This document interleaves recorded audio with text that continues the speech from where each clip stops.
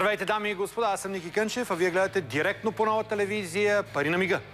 Най-хубавото нещо, което може да ви се случи това лято и това е факт. Точно така, всеки ден един от вас, играчите в Пари на мига, има шанса да грабне дневната ни печалба, която започва от 10 000 лева и достига умопомрачителните 30 000 лева.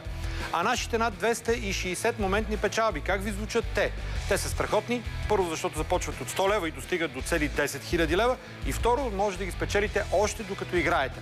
Седмичната печалба при нас пък е в размер на 21 000 лева и тя е предназначена за участника, натрупал най-много точки от понеделник до неделя. А какво ще се случи на 1 юли? Някой от вас ще грабне месечния джакпот в Пари на мига. Той вече е над 80 000 лева и ще продължава да расте и ще става все по-голям до края на месец юни. Остават ви само 5 дни, затова не чакайте последния момент, а започвайте да отговаряте на въпросите в нашата игра още сега. Нашите правила са лесни за прилагане. В началото се изпраща празен СМС на номер 181. Следва да отговорите правилно на поне един въпрос. В Пари на мига няма ограничения и могат да участват абонати на всички мобилни оператори.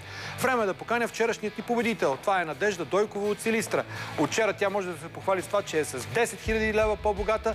Надето дойде от Силистра, за да си вземе своите 10 000 и най-важното да натисне бутона на късмета. Давай и да видим кой ще бъде днешният ни шампион. 0888 9340 и още нещо. 10 000 лева печели благодарение на теб.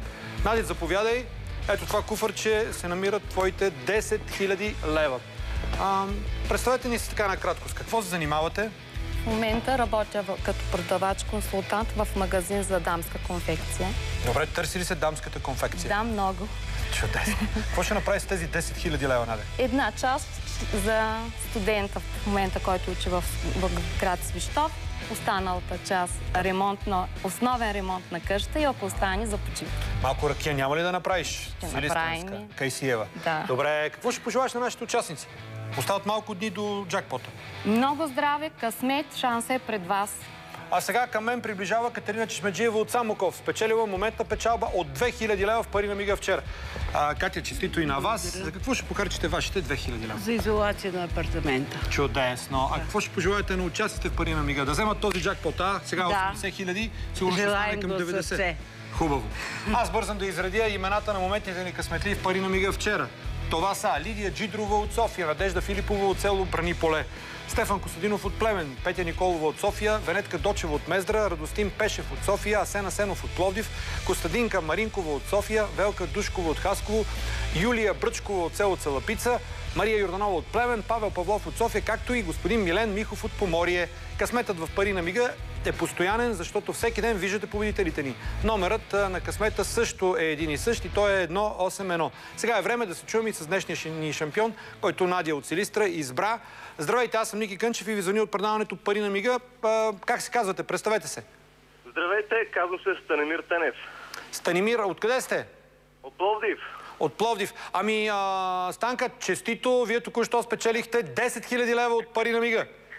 Честито и на вас, много сте добри, благодаря ви още веднъж, чудесни сте. Благодаря.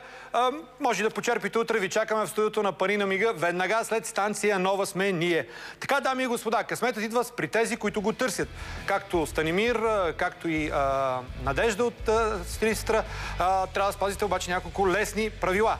Първо да се регистрирате, като изпратите безплатен СМС на кратък номер 181 и след това да отговорите правилно на поне един въпрос. Тук могат да участват абонати на МТЛ, на Global и на Viva.com. Сега останете в компанията на Мартин Карбовски и Отечествен фронт. Чао!